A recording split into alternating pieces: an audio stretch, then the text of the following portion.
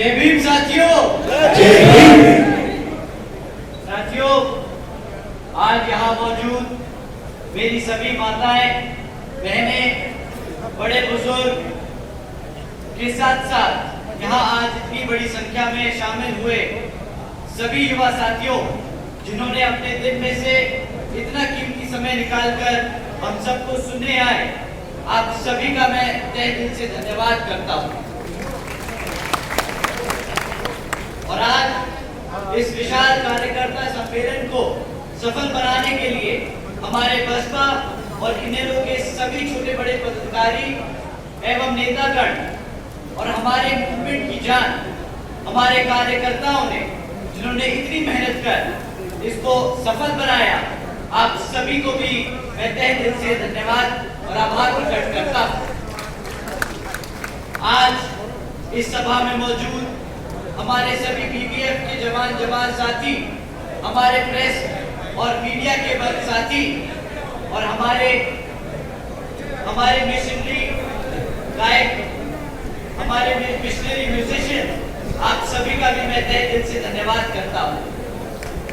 साथियों, क्या हरियाणा में होने वाले विधानसभा आम चुनाव के संबंध में कुछ जरूरी बातें आप लोगों के बीच में रखने से पहले मैं अपने सभी संतों, गुरुओं, महापुरुषों को, जिसमें खासकर महात्मा ज्योतिबा फूले, छत्रपति शाहू महाराज, नारायण गुरु, पेरियार रामास्वामी जी, बाबा साहब डॉक्टर भीमराव अंबेडकर जी एवं मान्यवर साहब श्री काशीराम जी को नमन करता हूँ।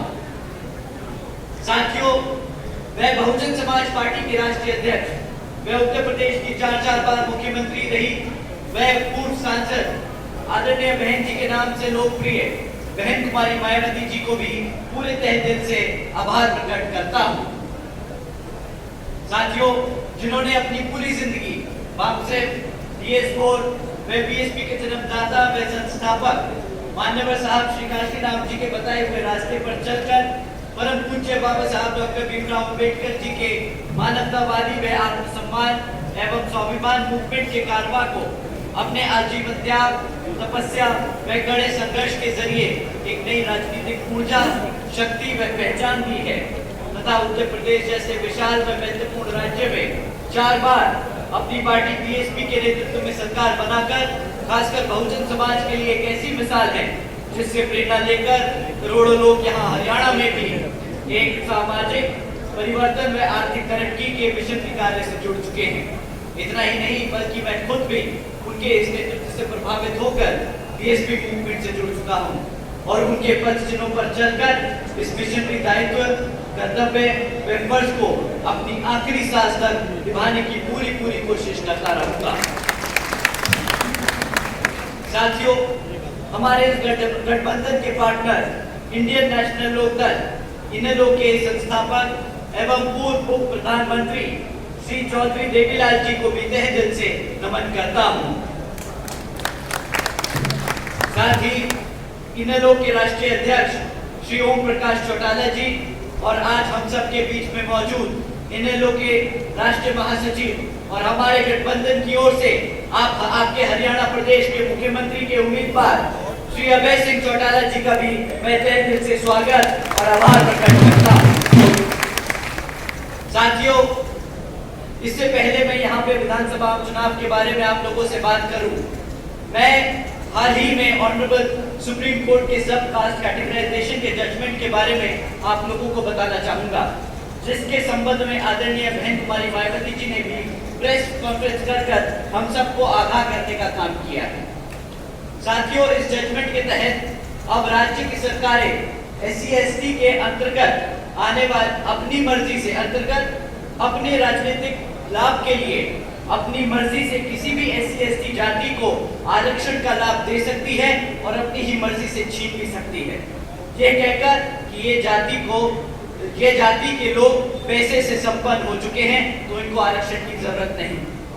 साथियों, आप सभी जानते हैं आरक्षण की मूल भावना प्रतिनिधित्व की है, समाज को आगे बढ़ाने की है, लेकिन इसे बार गरीबी मिटाने के कार्यक्रम को बनाकर हमेशा से आरक्षण को हटाने का काम किया गया है।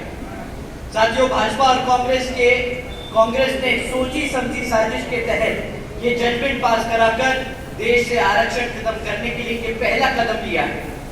आदरणीय बहन जी ने इस फैसले पर सवाल उठाया है और पूछा है कि जिनको आरक्षण का लाभ मिला है, क्या उनकी सामाजिक स्थिति इतनी बेहतर हो चुकी है, क्या उनके साथ आज भेदभाव खत्म हो गया है। साथियों, ये एससी समाज को बांटने की शुरुआत है, ये एससी समाज की आजादी को छीनने की शुरुआत है, ये संविधान को बदलने की शुरुआत है। संविधान बचाने के नाम पर भाजपा और कांग्रेस मिलकर संविधान को बदलने का काम कर रही हैं। आदरणीय बहन जी ने कहा है कि अगर यहाँ भाजपा की एनडीए और कांग्रेस की इंडिया अलायंस वाली पार्टियां, जिसमें सपा, आम आदमी पार्टी जैसी लोग पार्टियां शामिल हैं, ये सब अगर चाहें, अगर ये सब हमारे एससी एसटी, हमारे रिजर्वेशन के सच्चे हितैषी हैं, हमारे एससी एसटी समाज के आरक्षण के सच्चे हितैषी हैं, तो सब मिलकर पार्लियामेंट के जरिए रिजर्वेशन एक्ट को संविधान की 9वीं सूची में डालकर रिजर्वेशन को हमेशा हमेशा के लिए सुरक्षित कर दे, ताकि आगे हमारे रिजर्वेशन से कोई भी विवाद ना कर सके। साथियों, यही नहीं बल्कि अब तो बहन जी और बीएसपी की ये भी मांग है कि जुडिशरी में भी रिजर्वेशन लागू होना चाहिए, ताकि भविष्य में इस तरह के जजमेंट ही ना आ सके जो हमारे संविधान के आरक्षण को संविधान में रिजर्वेशन के साथ खिलवाड़ कर सके। साथियों, अभी हाल ही में कांग्रेस पार्टी की ओर से खड़गे जी ने प्रेस कॉन्फ्रेंस कर ये कहा कि आरक्षण तो नेहरू, पंडित जी और गांधी जी की देन है। पहली बात, राहुल गांधी जी कहाँ थे? वोट मांगते वक्त आपको लाल किताब दिखाकर संविधान के नाम पर आपका वोट तो मांग लिया, परंतु जब संविधान को बचाने की बात आई तो ये सब अपने मुंह पे चुप्पी साध बांध अपने घर में बैठे हैं। तब खड़गे जी को आगे क्यों किया? दूसरी बात, मान्यवर साहब श्री काशीराम जी ने खड़गे जी जैसे नेताओं के लिए एक नाम दिया है, चमचे। याद है आप सबको चमचे?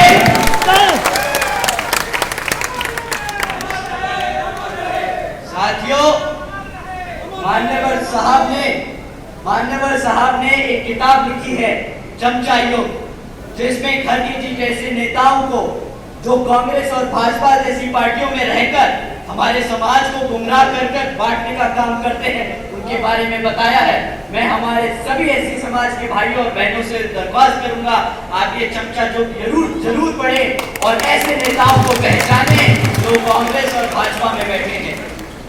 तीसरी बात, पंडित नेहरू जी और गांधी जी आरक्षण के इतने खिलाफ थे, ये लोग तो दलितों के भी इतने खिलाफ थे कि जब संविधान कमेटी के सदस्यों को चुन के भेजा जा रहा था, तो बाबा साहब जी जिस लोकसभा से चुन के गए संविधान कमेटी में, इन लोगों ने वही कॉन्स्टिट्यूएंसी को, वही लोकसभा को पाकिस्तान में भेजने का काम किया और बाबा साहब को पाकिस्तान की संविधान कमेटी में भेजने का काम किया। साथियों, जो लोग बाबा साहब को भारत की कॉन्स्टिट्यूशन संविधान में न लिखने देने की कोशिश करते रहे, आपको लगता है कि क्या वो हमारे संविधान या हमारे आरक्षण के हितैषी रहे होंगे? आप ही बताइए, क्या लगता है आपको पंडित नेहरू या गांधी हमारे आरक्षण के हितैषी रहे? साथियों, बाबा साहब को अंग्रेजों की मदद से भारत की संविधान कमेटी में भेजा गया था, ना कि पंडित नेहरू या गांधी जी की वजह से। आप लोगों को जानकर हैरानी होगी कि उस समय भी इन लोगों ने बाबा साहब को खूब परेशान किया, जिन्होंने बाबा साहब के सेक्रेटरी को बाबा साहब के खिलाफ खड़ा कर उन्हें हराने का काम किया।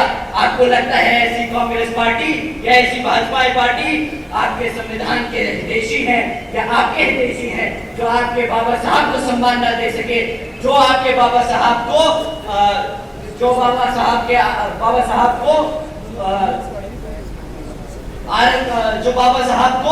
किताब न दे सके? आपको क्या लगता है वो आपके हितैषी है कि नहीं है? साथियों, अब मैं आप लोगों से जहां विधानसभा में होने वाले आम चुनावों के लिए आप लोगों के बारे में, आप लोगों के बीच में कुछ मुद्दे आप लोगों के बीच में रखना चाहूंगा। साथियों, पिछले 10 सालों में यहाँ हरियाणा प्रदेश में भाजपा की सरकार चल रही है और अब जब चुनाव हमारे सर पर है तो ये भाजपा के लोग आप लोगों के बीच में आकर आपसे आपका वोट मांगने का काम करेंगे। परंतु मेरी दरख्वास्त है कि आप इनसे कुछ जरूरी मुद्दों पे इनसे सवाल करें वोट डालने से पहले। मैं आप लोगों से जाति और धर्म के आधार पर वोट मांगने को नहीं कहूंगा।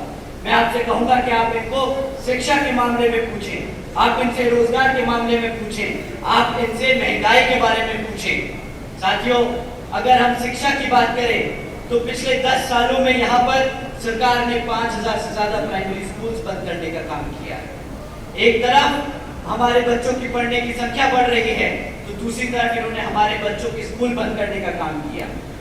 साथियों, आप जानते हैं कि क्या पिछले 10 सालों में 2200 सीनियर सेकेंडरी स्कूल बचे हैं यहाँ हरियाणा प्रदेश में, जिनमें से 1000 से ज्यादा स्कूलों में प्रिंसिपल्स की नियुक्ति नहीं करी गई है।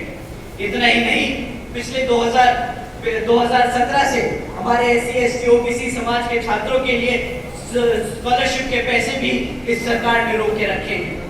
साथियों, जब आपके बच्चों के स्कूल बंद कर दिए जाएंगे, जो आपके बचे हुए स्कूल हैं वहां पे शिक्षक नहीं छोड़े जाएंगे पढ़ाने के लिए, हमारे बच्चों की स्कॉलरशिप के पैसे नहीं दिए जाएंगे, तो आप ही बताइए क्या कि हमारे बच्चों के भविष्य से खिलवाड़ होगा कि नहीं? आप ही बताइए कि हमारे बच्चों को कमजोर किया जा रहा है कि नहीं? साथियों, बीजेपी के शासनकाल के दौरान शिक्षा के नाम पर सिर्फ एक चीज मिली है हमें, आए दिन पेपर लीक की खबरें हमें सुनने को मिलती रही हैं। साथियों, कोई भी ऐसा सरकारी डिपार्टमेंट नहीं बचा जिसकी भर्ती के पेपर लीक ना हुए हो। साथियों, हकीकत तो ये है कि भाजपा हो या कांग्रेस, दोनों पार्टियां हमारे बच्चों के भविष्य से खिलवाड़ करने की कोशिश करती रही हैं। एक ने सरकार में रहकर हमारे बच्चों के लिए आवाज नहीं उठाई तो दूसरी ने विपक्ष में बैठकर इन सत्ता में बैठे भाजपा वाले को कभी भी इन मुद्दों पर घेरा नहीं। एक तरफ साथियों भाजपा और कांग्रेस है जो गरीब विरोधी नीतियों पर चलकर हमारे बच्चों को आरक्षण, हमारे बच्चों को पढ़ाई लिखाई से दूर रख रही हैं, और दूसरी तरफ आदरणीय बहन कुमारी मायावती जी की नीतियां हैं जिसके तहत चलकर यूपी में बीएसपी की सरकार ने सावित्रीबाई बालिका आशीर्वाद योजना जैसी शिक्षा योजना जैसी चलाई है, जिसके तहत साथियों 7 लाख से ज्यादा बच्चियों को 12वीं तक की शिक्षा प्राप्त करने के लिए आदरणीय बहन जी ने 600 करोड़ रुपए की लागत से इनको पढ़ाने लिखाने का काम किया है। इतना ही नहीं साथियों, आदरणीय बहन जी ने अपने शासनकाल के दौरान यूपी में 6 engineering colleges, 2 homeopathic colleges, 24 polytechnic colleges, 2 paramedical colleges, 6 universities, 200 से अधिक इंटर डिग्री कॉलेजेस, 100 से अधिक ITS, 550 से ज्यादा हाई स्कूल्स और 5,500 से ज्यादा प्राइमरी स्कूल्स बनाने का काम किया है। इतना ही नहीं साथियों, हमारे सभी पिछड़े समाज के भाइयों और बहनों के लिए आदरणीय बहन जी ने हॉस्टल्स और कॉलेजेस में इन सभी समाज के बच्चों के लिए 27% आरक्षण का भी इंतजाम, इनका आरक्षण की सीट सुरक्षित की थी। साथियों, ये लिस्ट इतनी लंबी है कि कभी सोचकर हैरियत होती है कि सिर्फ 5 साल में कोई इतना काम कैसे कर सकता है। लेकिन साथियों, अगर अपने समाज के लिए, अपने लोगों के लिए अगर कोई काम करना चाहे, उसमें जज्बा हो, तो कोई भी काम छोटा नहीं होता। जिस तरीके से हमने देखा है श्री अभय सिंह चौटाला जी, यहाँ पर आप लोग जब उन्हें मुख्यमंत्री बनाएंगे तो उनमें भी उतना ही जज्बा है आपके बच्चों के लिए कि वो दिन रात देखकर आपके बच्चों को पढ़ाने लिखाने का काम करेंगे। अगर हम रोजगार की बात करें साथियों, हरियाणा में आज 40% युवा बेरोजगार घूम रहा है। और इतना ही साथियों, बीजेपी पिछले 10 सालों से लगातार यहाँ सत्ता में बनी हुई है, उसके बाद भी 2 लाख सरकारी पद खाली पड़े हैं। इतना ही नहीं बल्कि पिछले 10 सालों से यहाँ पर 2000 से ज्यादा हमारे कॉलेज में बैठे हुए लेक्चरर्स परमानेंट होने की मांग कर रहे हैं, और हमारे क्लरिकल स्टाफ के वर्कर्स बेसिक पे को 35,400 की बढ़ाने की मांग करते आए हैं। तो साथियों, कुल मिलाकर बात ये है, अगर रोजगार की बात करें 2000 से ज्यादा लेक्चरर्स परमानेंट होने की मांग कर रहे हैं, 40% बच्चे यहाँ पे बेरोजगार घूम रहे हैं, रोजगार मांग रहे हैं, और सरकार के पास 2 लाख पद खाली पड़े हैं। परंतु सरकार कौशल विकास निगम जैसी योजनाएं चलाकर पक्की नौकरियां ना भरकर यहाँ पर कच्ची नौकरियां देने का काम कर रही है। आप जानते हैं क्यों? आप जानते हैं क्यों हरियाणा की सरकार, भाजपा की सरकार आपको पक्की नौकरियां नहीं देना चाहती? सरकार आपको पक्की नौकरियां इसलिए नहीं देना चाहती साथियों, क्योंकि अगर आपको पक्की नौकरी मिली, आपके बच्चों को पक्की नौकरियां मिली, तो उनको आरक्षण भी देना पड़ेगा।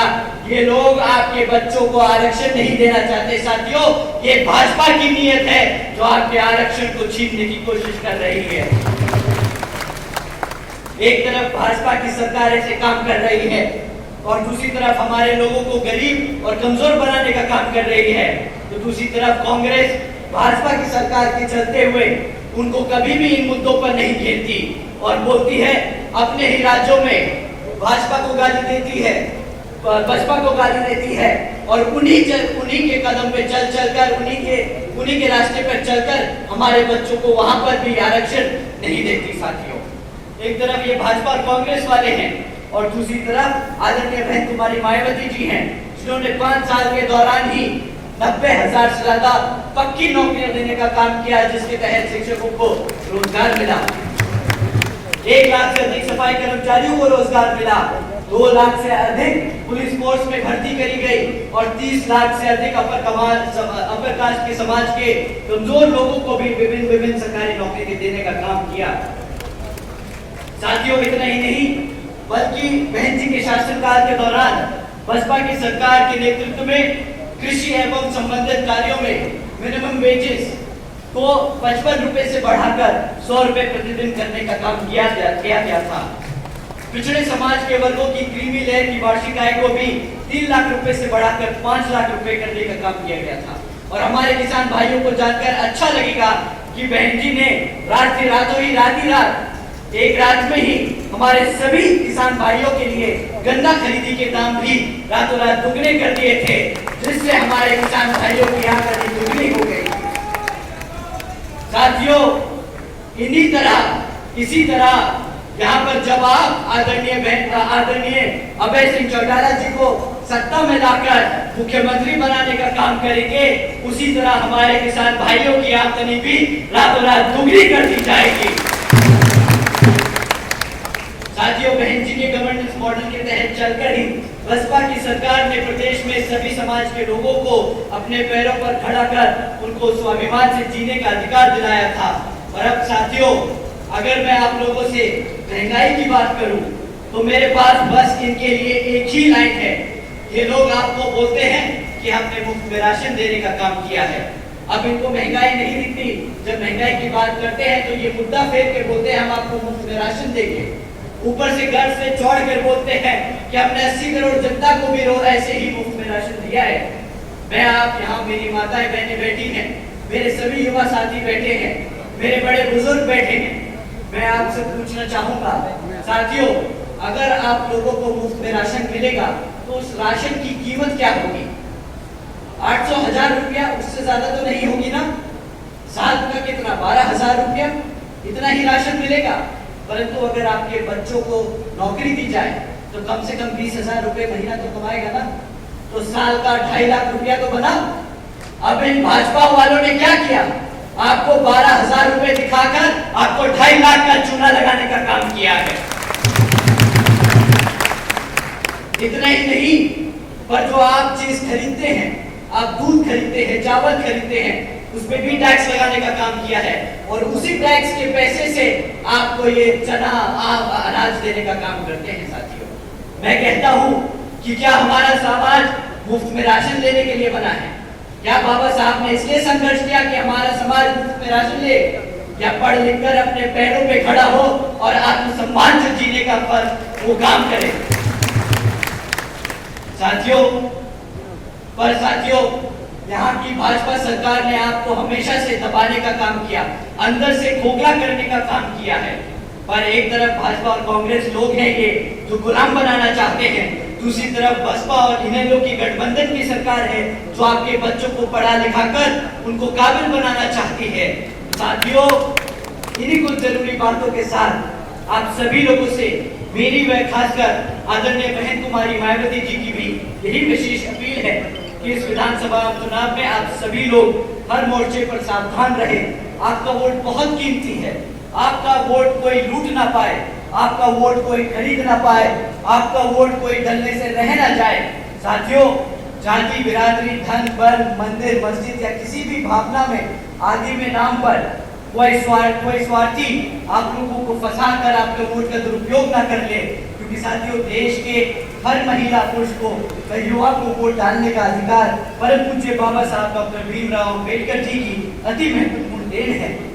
मैं आप सभी से एक बार फिर खास तौर से अपील करता हूँ कि आप लोग यहाँ जिन जिन क्षेत्रों में बसपा और इन्हीं लोग के इस विधानसभा के उम्मीदवार चुनाव लड़ रहे हैं, तो उन्हें आप लोग वोटिंग मशीन पर बसपा का हाथी चुनाव चिन्ह और इन्हें लोग का चश्मे का चुनाव चिन्ह के सामने वाला बटन दबाकर भारी मतों से जिताकर श्री अभय सिंह चौटाला जी को यहाँ पर मुख्यमंत्री बनाने का काम करें।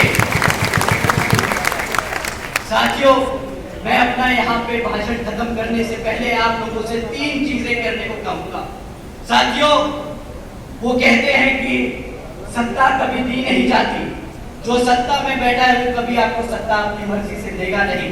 तो साथियों, समय आ गया है कमर कसने का। साथियों, समय आ गया है सत्ता छीनने का। और साथियों, समय आ गया है शासक बनने का। जय भीम, जय भारत।